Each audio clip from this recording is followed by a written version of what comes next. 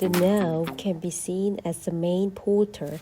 It is an essential aspect of every other porter, including the inner body. You cannot be in your body without being intensely present in the now. Time and the manifested are as intricately linked as the timeless now and unmanifested. When you dissolve psychological time through intense present moment awareness, you become conscious of unmanifested both directly and indirectly. Directly, you feel it as the radiance and power of your conscious presence, not contents, just presence. Indirectly, you are aware of unmanifested in and through the sensory realm. In other words, you feel the God essence in every creature, every flower, every stone, and you realize all that is holy.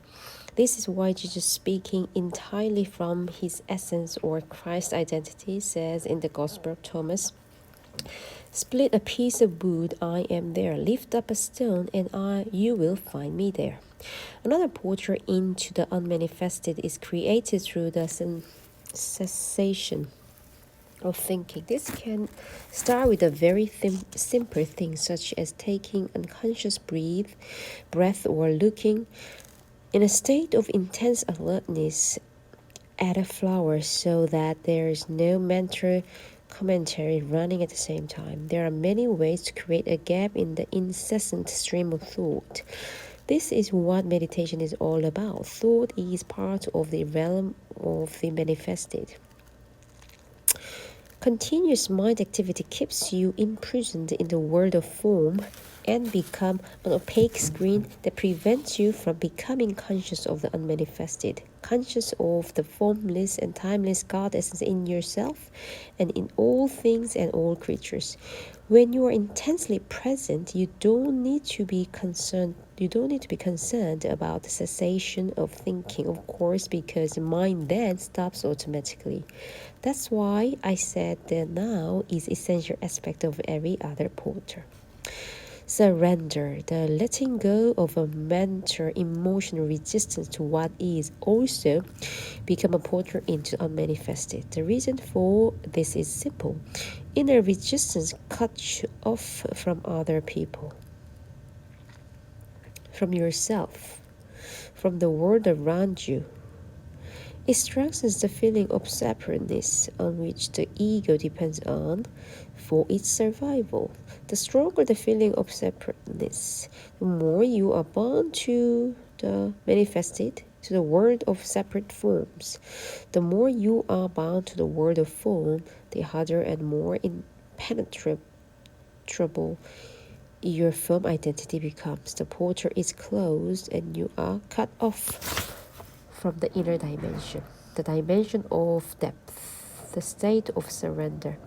Your form identity softens and becomes somewhat transparent, as it were, so the unmanifested can shine through you. It's up to you to open a portal in your life that gives you conscious access to the unmanifested. Get in touch with energy field of the inner body. Be intensely present. Disidentify from the mind. Surrender to what is. These are all portals you can use, but you only need to use one. Surely love must also be one of those portals. No, it isn't. As soon as one of the portals open, love is present in you as a feeling realization of oneness. Love isn't portal, it's what comes through the portal into the world. As long as you are completely trapped in your form identity, there can be no love. Your task is not to search for love, but to find a portal through which love can enter. Silence. Are there any other portals apart from those you just mentioned? Yes, there are. The unmanifested is not separate from the manifested. It pervades this world, but it is so well disguised that almost everybody misses it completely. If you know where to look, you'll find it everywhere. A portal opens up every moment. Do you hear the dog barking in the distance or the car passing by? Listen carefully. Can you feel the presence of unmanifested? In that you can't. Look for it in the silence out which the sound come and in which they return. Pay more attention to the silence than to the sounds. Paying attention to outer silence creates inner silence. The mind becomes still. A portal is opening up.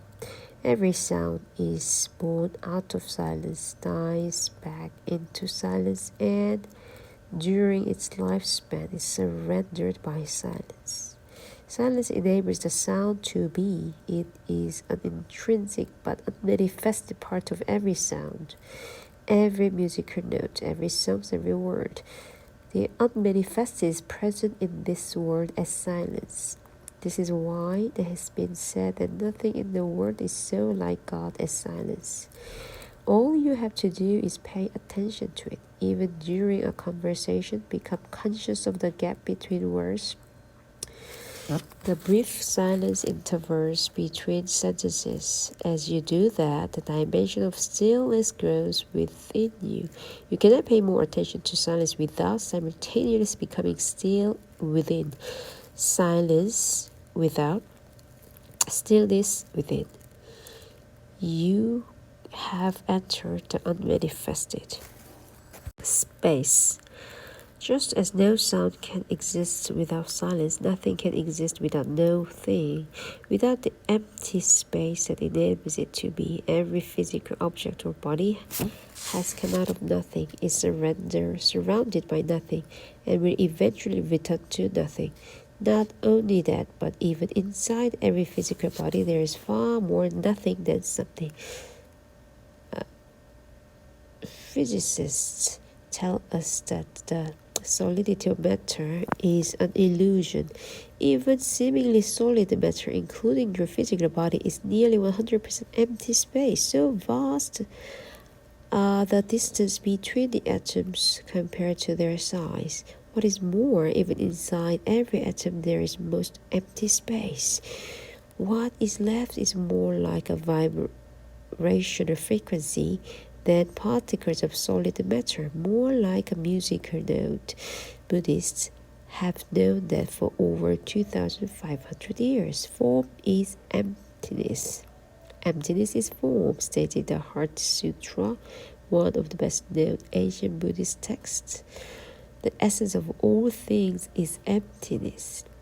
The unmanifest is not only present in this world as silence, it also pervades the entire physical universe as space, from within and without. This is just as easy to miss as silence. Everybody pays attention to the thing in space, but who pays attention to space itself?